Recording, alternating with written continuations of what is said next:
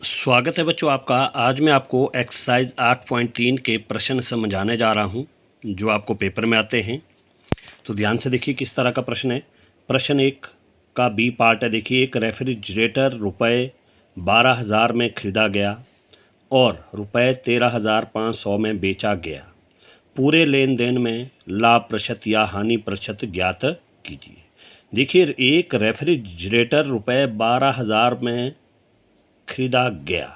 खरीदना लेना वो होता है आपका क्रय मूल्य। किसी से लिया, किसी से खरीदा, वो होता है आपका क्रय मूल्य। तो आप लिखेंगे रेफ्रिजरेटर का क्रय मूल्य। खरीदा मतलब क्रय मूल्य, तो आप लिखेंगे रेफ्रिजरेटर का क्रय मूल्य।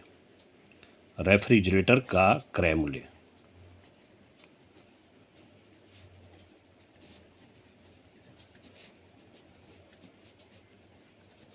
वो देखिए कितना है, रुपये 12,000। रुपये 12,000। फिर देखिए क्या किया इन्होंने, और इन्होंने कहा कि और रुपये 13,500 में बेचा गया। बेचा गया, बिक्री किया गया, वो होता है विक्रय मूल्य। बेचना मतलब विक्रय मूल्य। तो आप लिखेंगे रेफ्रिजरेटर का विक्रय मूल्य। क्या लिखेंगे? रेफ्रिजरेटर का विक्रय मूल्य।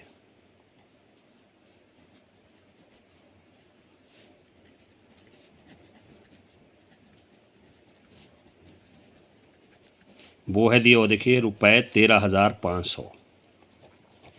अब देखिए ध्यान से, रेफ्रिजरेटर लिया 12,000 में, बेचा आपके पास 13,500 रुपये में। अब देखिए लिया था 12,000 का, कम का लिया था, ज़्यादा का बेचा, तो आपको क्या हुआ? फ़ायदा हुआ, यानी कि आपको लाभ हुआ। क्या हुआ? लाभ। क्या हुआ? लाभ। तो देखिए लाभ का सूत्र मैंने यहाँ पर लिखा हुआ है। लाभ जो होता है, लाभ होता है विक्रय मूल्य माइनस क्रय मूल्य। कितना कमाया आपने? जैसे मान लो ये पेन आप 10 रुपये का लेते हैं, 15 रुपये में बेचते हैं, तो आपको कितने का लाभ हुआ?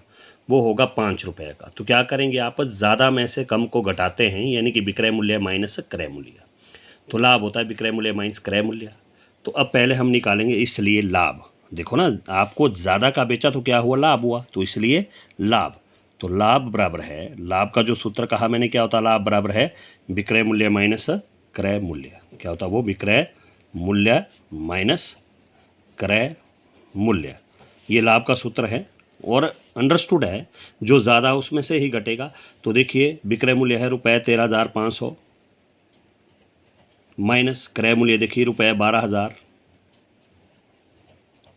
अब आप रुपये 13,500 में से 12,000 को घटाएंगे। 13,500 में से 12,000 को घटाएंगे, देखिए कितना आएगा? शून्य शून्य, 5 में शून्य घटे 5, 3 में 2 घटे 1, 1 में ख़त्म। तो ये आया रुपये 1,500। कितना आ गया आपका? रुपये 1,500, यानी कि रुपये 1,500। ये आपका लाभ आ गया। और इन्होंने कहा देखिए, पूरे लेन देन में लाभ हुआ तो लाभ प्रतिशत निकलेगा, यदि हानि हुई तो हानि प्रतिशत। अब हमने लाभ निकाल दिया, तो लाभ प्रतिशत का सूत्र देखिए क्या है? जिसका भी आपने प्रतिशत निकालना वो आएगा अंश में। लाभ प्रतिशत निकालना तो लाभ होगा ऊपर, बटे में क्रय मूल्य, क्योंकि जब आपने कोई चीज़ ली है तो उस पर आपको लाभ होगा, इसलिए बटे में आपका क्रय मूल्य ही आएगा। लाभ बटा क्रय मूल्य गुणा 100%। ये आपका लाभ प्रतिशत का सूत्र है, इसलिए लिखेंगे आप, इसलिए लाभ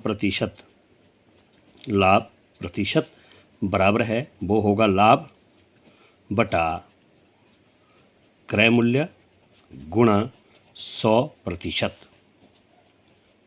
अब लाभ की जगह लाभ की वैल्यू पुट करेंगे। देखिए लाभ आ गया 1,500 बटा क्रय मूल्य, देखो हमारे पास 12,000 है, और गुणा 100 का 100। अब देखिए एक शून्य से एक शून्य कट गई, दूसरी शून्य से दूसरी शून्य कट गई। अब देखिए दोनों आपके 2 से कट रहे हैं, 2 छिके 12, शून्य का शून्य। यहाँ भी 2 सते 14, 1 बच गया 10, 2 पंजे 10 और शून्य का शून्य।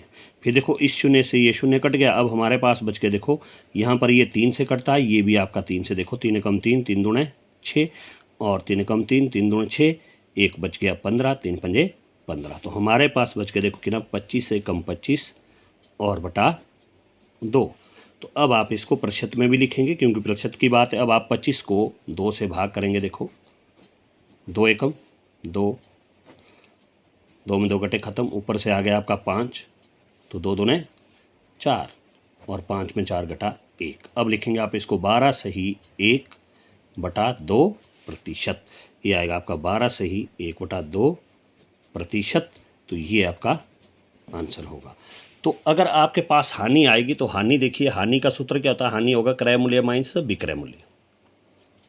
क्योंकि मान लो ये पेन आप अगर 15 रुपये के लेते हैं, 10 रुपये में बेचते हैं, 15 का आपने लिया, 10 का बेचा, तो आपको घाटा हुआ, घाटा मतलब हानि। तो इसलिए क्रय मूल्य ज़्यादा था तो क्रय मूल्य माइनस विक्रय मूल्य। अगर मान लो आपसे हानि प्रतिशत पूछा होता तो हानि प्रतिशत का सूत्र वही होना था कि हानि बटा क्रय मूल्य गुणा 100%।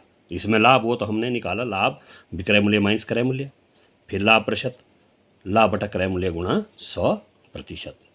ओके।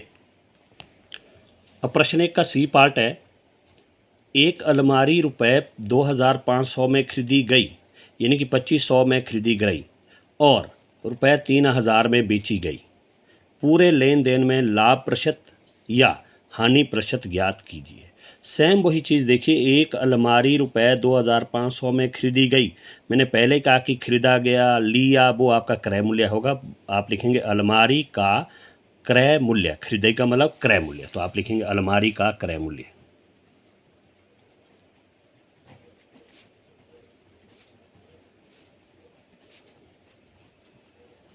अलमारी का क्रय मूल्य वो है रुपये 2500। क्लियर। उसके बाद है और रुपये 3000 में बेची गई क्या, अलमारी, तो अलमारी का विक्रय मूल्य, बेचना मतलब विक्रय मूल्य, अलमारी का विक्रय मूल्य वो है रुपये 3000। अब इसमें भी देखिए 2500 को ली, 3000 में बेची गई, तो देखो 2500 कम है, 3000 आपका ज़्यादा है, तो क्या हुआ, आपको लाभ हुआ है कि हानि, तो आपको हुआ उसमें लाभ। फिर वही चीज़, लाभ का सूत्र लाभ बराबर है विक्रय मूल्य माइनस क्रय मूल्य, लाभ हो तो विक्रय मूल्य माइनस क्रय मूल्य। फिर लिखेंगे आप, इसलिए लाभ बराबर है विक्रय मूल्य माइनस क्रय मूल्य। तो देखिए विक्रय मूल्य कितना है आपका 3000, रुपये 3000 है, तो रुपये 3000 माइनस क्रय मूल्य कितना है रुपये 2500।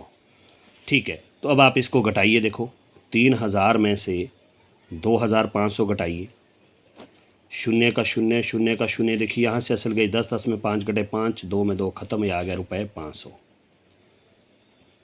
ठीक है, अब लाभ आए तो आप निकालेंगे लाभ प्रतिशत। क्या निकालेंगे, लाभ प्रतिशत। लाभ आया तो लाभ प्रतिशत, तो लाभ प्रतिशत का सूत्र देखिए, लाभ प्रतिशत का लाभ बटा क्रय मूल्य गुणा 100%। अगर हानि हुई तो हानि प्रतिशत, यानी कि हानि बटा क्रय मूल्य गुणा 100%। तो इसलिए लाभ प्रतिशत, लाभ प्रतिशत बराबर है लाभ बटा क्रय मूल्य गुणा 100%। तो लाभ आया देखो 500 बटा क्रय मूल्य है 2500 और गुणा 100% का 100%। अब देखिए एक शून्य से एक शून्य, एक शून्य से दूसरी शून्य कट गई, देखो अब 25 से 5 पंजे 25, यहाँ भी 5 एकम 5, 1 2 शून्य की 2 शून्य, 5 एकम 5, 5 दूने 10 और 1 शून्य की 1 शून्य, तो ये आ गया हमारे पास 20 एकम 20%। तो ये आपका आंसर होगा। तो इस तरह से करेंगे आप। Okay, thank you.